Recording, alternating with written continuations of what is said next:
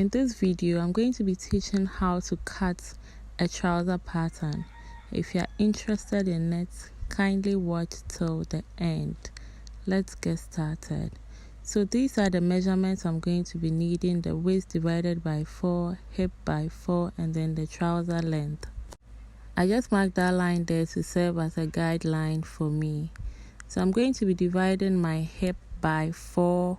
Whatever I get, I'm going to measure it from that upper line I just drew down. So my hip is 45 divided by 4. I had 11.25. I'm going to be marking it down from that line. After marking, I'll go ahead and then connect the lines with my ruler. So this is the crouch line we've gotten. Now I'm going to be marking the trouser length, which is 40.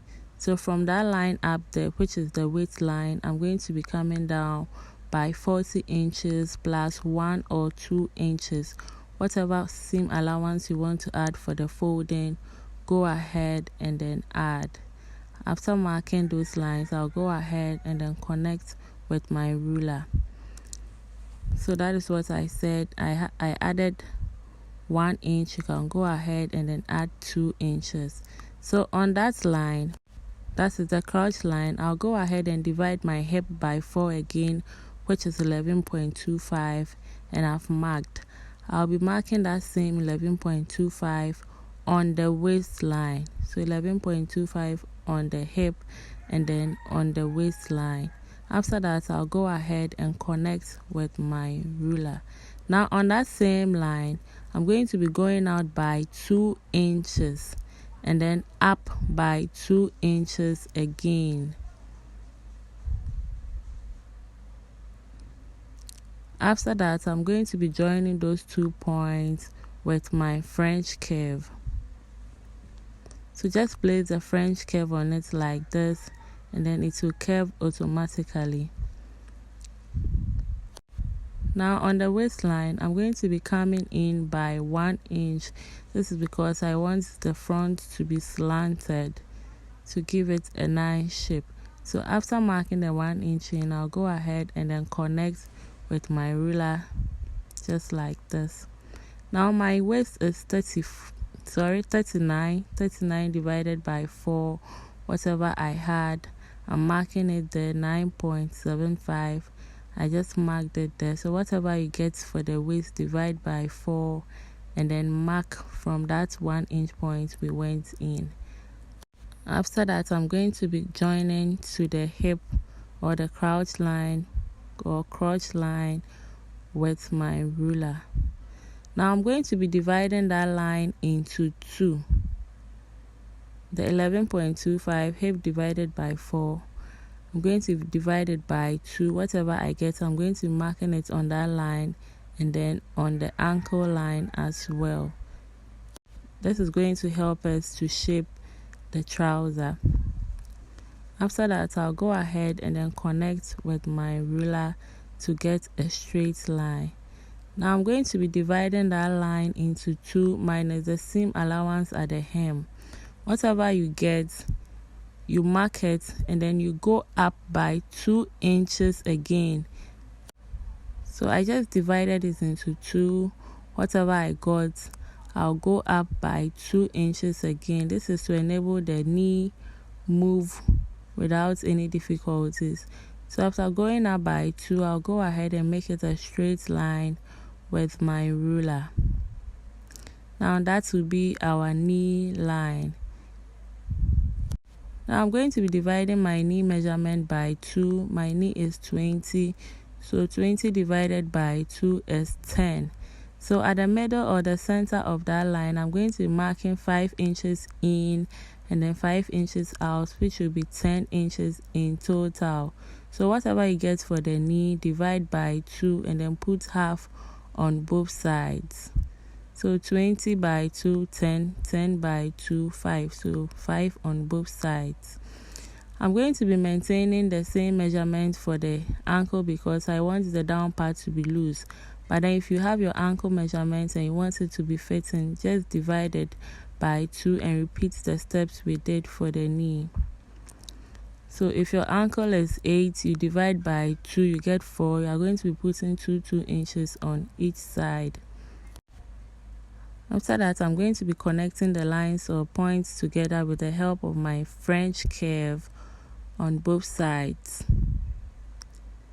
So after connecting with the French curve on the lower part from the knee downwards, I'm going to be using my straight ruler for that part. So just place your ruler on it like this and then connect down. Yes, so that is it for the front. At this point, I'm going to be working on the upper part. I'm going to be going down by 1/2 inch from the waistline. So after marking, just go ahead and then connect with your French curve, just like this. This is to give a shape to the front or reduce any excess fabric from that part. So at this point, I just measured my waist, my crotch line, my knee, and then my ankle. So this is it for the front. I'm done drafting, and at this point, I'll go ahead and then cut it out. After cutting out the front, we are going to place it on another fabric to be able to cut out the back. Note, without the front, you can't cut out the back. That's why we always draft the front first. And note, the work or the marking was done on the wrong side. Always remember to mark the wrong side of the fabric before you draft or cut out. So at this point, I went ahead to lay it on another fabric, as you can see, and then I'm going to start with the back. The hip was divided by 4. We had 11.25. So from that center line, I'm going to be marking 11.25 out again, minus that 2 inches we added. It's 11.25. So from that line, I'm going to be marking 11.25 out. So after marking the 11.25, I'll go ahead and then make a straight line to the end of the fabric. Sorry, at this point it wasn't showing, but then I'll let you know how it was made. Now I'm going to extend the waistline as well, and then on the waistline I'm going to be adding 2 inches to it.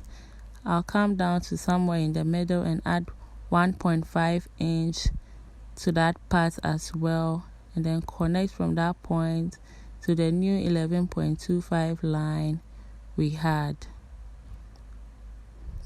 So after joining the lines, I'll go ahead and then add 2 inches to the knee and then to the ankle lines, and then I'll go ahead and connect with my ruler. So we are connecting like we did for the front, a curve for the curvy part, and then a straight line from the knee to the ankle. After connecting, this is what I have for the front. Then I'm going to be going up by 2 inches. Remember, I took 1 inch, half inch out from the waist at that part, so I'm going to be replacing it at the upper part. I added 2 inches to that point. Then after adding, I'll go ahead and join it to the waistline itself.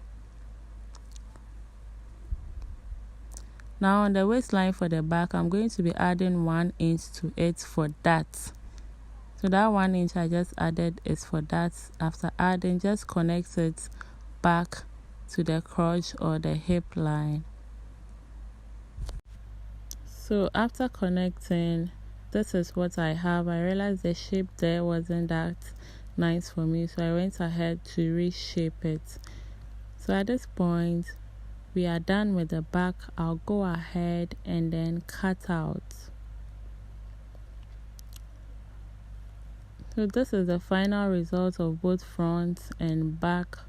Don't forget to like, comment, and share my videos. See you another time. Bye.